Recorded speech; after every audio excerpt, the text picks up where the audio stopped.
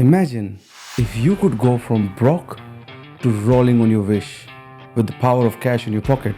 No magic, no miracles. Just the real talk about money, how it works. Hi, I'm Gaurav, and I've been in that tough situation myself, completely broken, and then I found my own path, which may be different than what you are looking for, but at least I can share my story. Now, this is not going to be your typical money lecture. This can be your comeback story. So keep watching.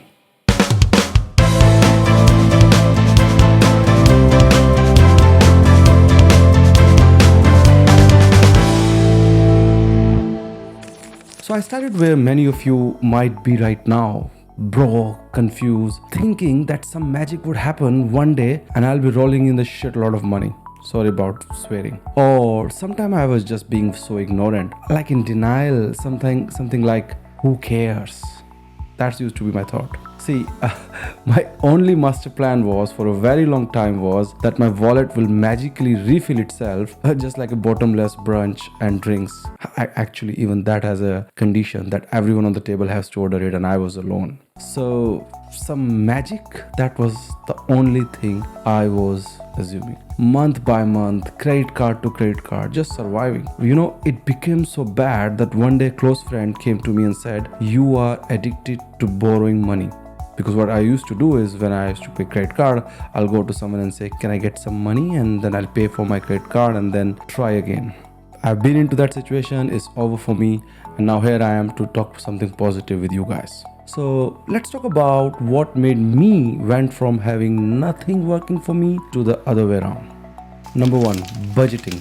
So budgeting is the foundation. It's like having a sat nav for your money. Start by tracking each buck you earn and spend for a month. Use apps, spreadsheet, notes, just write on paper, whatever you like, but please track. Trust me, once you start tracking where the money is going, you can plan so much better. And don't forget to allocate some money for fun as well. But all that fun has to be budgeted. Otherwise, it's very easy to lose track again. It's very, very simple, but not easy. Do it until you master the habit of budgeting without writing. In very simple words, think of budgeting like diet. Except instead of counting calories, you are counting coins. And every time you do an impulse buy, and you say, "Oops, I did it again." Alright, we are just setting the foundation. So number two is saving money. So saving money is like leveling up in the video game. Every time you save, you feel more powerful.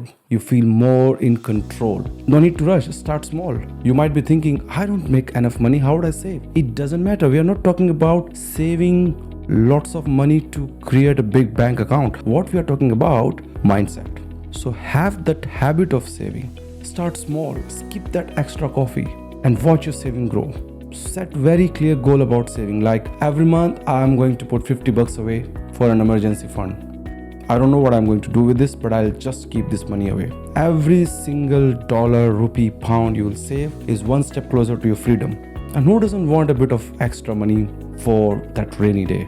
So saving is a habit. This is not going to make you rich, let me say again.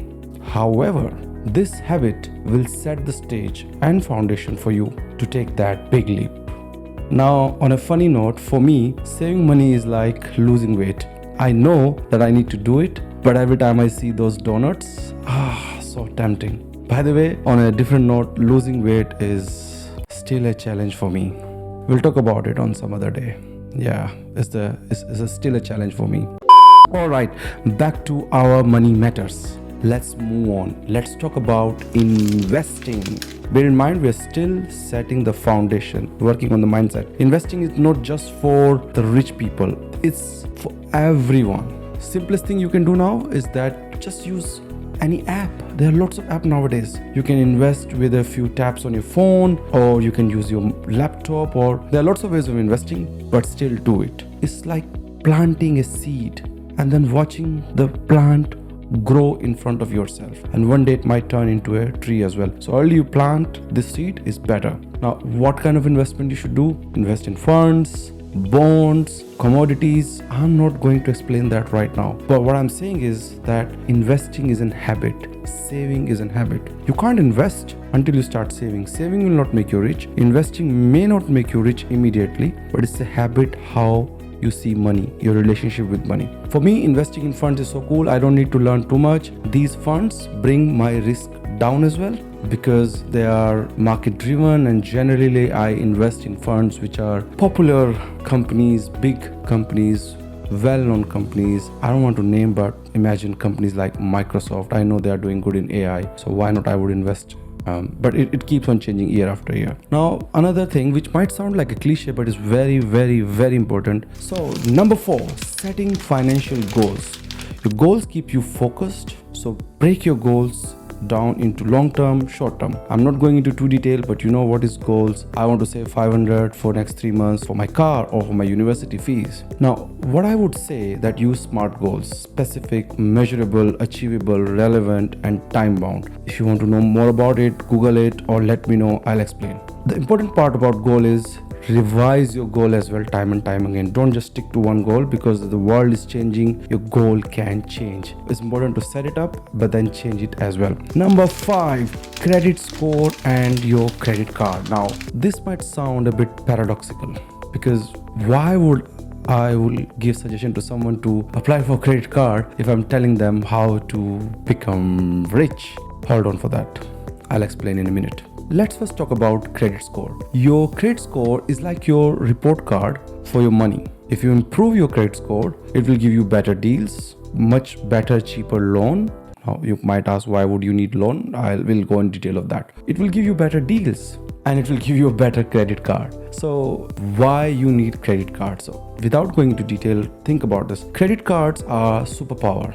And if you have seen Spider-Man, you know that with great power comes greater responsibility. So credit cards are amazing as far as you use them wisely. Always pay off the balance in full month by month and don't spend the amount which you cannot pay at the end of the month. So use the credit card like a layer on your bank account. Spend money from the credit card, pay it in full, improve your credit score. Then when you're going to buy a house, it might help you get a better deal. Having a good credit score is like you being a favorite of your teacher in the school. You get all the perks because you are the favorite of the teacher, but you need to do the hard work of submitting your homework on time again and again and again. Number 6, avoid debt. So it makes sense to talk about debt if you're talking about the credit card a few minutes back. Avoid bad debts like credit debt. Now you might say, you are just telling me about credit card. Yeah, but I'm telling you also to pay it in full. Alright, I'm not asking you to get a credit card and go and spend money in the club and then not be able to pay it and then pay the fine and the interest and all that. Don't do that. What is debt I'm talking about here is, the debt is like you're taking loan, a personal loan, and going on a holiday. It's rubbish. Don't do that. But there are certain good debt as well, like student loan. Now, some people might say student loan is a scam or this, but it gives you a degree, an education, something that can create an opportunity for you to get a good job. So student loan, I don't consider as bad debt, at least for most of the people. Mortgage that allow you to build a future for yourself, a house in which you can live. Yeah, but remember, every single penny you borrow will cost you more than a penny to return back. And if you don't know how to use it properly, you will be in trouble. It's like a double-sided sword. So consider the debt like a friend who is always saying, don't worry, you can pay me back later. But that later can come tomorrow morning itself. And then you can imagine what will be your situation. So stay clear from the bad debt and accept that some good debt you need to have in life because you live in a world where, you need to invest and take some calculated risk. Alright, so we have almost set up the foundation. Let's go towards something more sophisticated. Building multiple income streams. This is where things get funny and interesting. We have done all this foundation work on the mental habits, saving, investing, budgeting, goal setting, so that we can do this serious stuff. So this is important and powerful at the same time. Don't rely on one source of income. Pick up a side hustle, start a small business, or invest in some passive income stream by different ways. It's a big topic I can keep on talking about here, but it's like having the backup, diversifying your income so that you have financial security, so that you have confidence. If one source will stop, you have something else. It's like having multiple safety nets. You might be thinking, what kind of side hustle I can do? I'm already struggling. Yeah, it's not easy, but it's again the mindset, the approach, how you are handling this stuff. Go on a website like Fiverr, go on a website like Upwork, whatever skill you know, just list your skills. Somebody will employ you, somebody will hire you. Go and see what other people are doing as a side hustle. Building these multiple income stream is like having your Wi-Fi, but then having your phone data plan as well. If one is not working, you can rely on other rather than just staring at your wall and wondering what should I do when the Wi-Fi is down and you are on important Zoom call. Alright, so we are now coming towards the conclusion. Point number 8, invest in yourself. You know what? I think this should be the point number 1. If the one single thing I can tell you to come out of this cycle where you're stuck in, and you can ignore everything I said, but just remember one thing, that one thing will be invest in yourself. Is a single most powerful action you can take today to change your life for good. Spend at least 30 minutes a day minimum to learn about something new. Finance, money, psychology of money, read books, listen to the podcast or watch video like this one. Not every video, every content will give you value, but you will find these small nuggets of value in between. So don't feel bored, just keep on watching. Upgrade your financial software. It's like when you're playing a video game and you buy a premium feature that suddenly give you superpower. It makes the game so easy and fun as well. Yeah, so invest in yourself. Now today we are talking about money, but when I say invest in yourself, I believe in health, wealth, relationship and spirituality. So today's video is in the section of wealth, but that doesn't mean you won't invest in yourself in the area of relationship and health and spirituality. So invest in yourself. Alright, now this one you will not like me. I promise you will not like me saying this. Live below your means. That's all. Live below your means. Spend less than you earn and avoid your lifestyle inflation. This not only leaves more money for you to save and invest, it also helps you to create that rich mindset. One super smart tip, I read it somewhere. Don't buy anything you desire. I'm not talking about your needs. I'm talking about your desire. Don't buy anything you desire until you have the means to buy the same thing at least 3 times. Bit of tongue twister. Let me break it down. So imagine you can afford a car of $60,000. Don't buy it. Buy a car of $20,000 because you can buy it 3 times. Whatever currency you're using, rupees, dollar, pound. This is like wearing your belt slightly tighter than you should. It might feel a bit restrictive initially, but it's better than your pants falling down in the public. I'm sorry about it. This is the most restrictive thing I've told you. Live below your means. Alright, the final thing, most ignored thing, but is important one is insurance. Number 10. What is insurance? I think it's most underrated part of money management and the relationship with money. So people ignore it and end up paying high prices. Don't do that, please. Insurance protects you from big financial hits.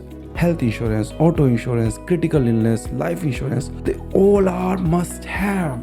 They might seem like an extra cost now, but they save you from huge bills later.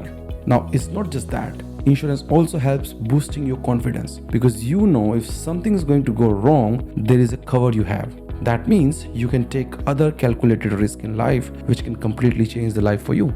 So if savings and investments and multiple stream of income are your safety net, insurance is your financial shield, like the shield of Captain America. So please, please, please insure yourself depending upon where you are expecting things can go wrong. It's like when you go out on a trip and you carry a power backup with you, you may not be using it at all. But when you really need it, you know how big a lifesaver it is. Okay, so those are the 10 points. Now, before we end the video, some bonus. Do your retirement planning early. Don't think it's too early for you. As early you plan, the better it is because of the compounding effect. Go and read what is compounding. I'm not going to tell in this video, maybe in the next one. Join the community support. There are lots of financial communities online, local community. Talk to people, share ideas, ask me question. I'll share my experience as well. Let's learn together. And one more thing, celebrate the milestones. Remember, whatever I'm telling you is not to make your life tough, it's just to give you some light so that you don't feel dark. It's very important that you celebrate your win, you celebrate your journey, because it's more about journey than destination. There's no such point that I'm enough rich now and I don't want more money. I cannot say that I don't work for money anymore. I still do. But I don't feel in the dark place where I used to be. So I don't want anybody to be in the dark place. And that's why I'm sharing with you. Celebrate every small win without spending too much on your credit card, okay?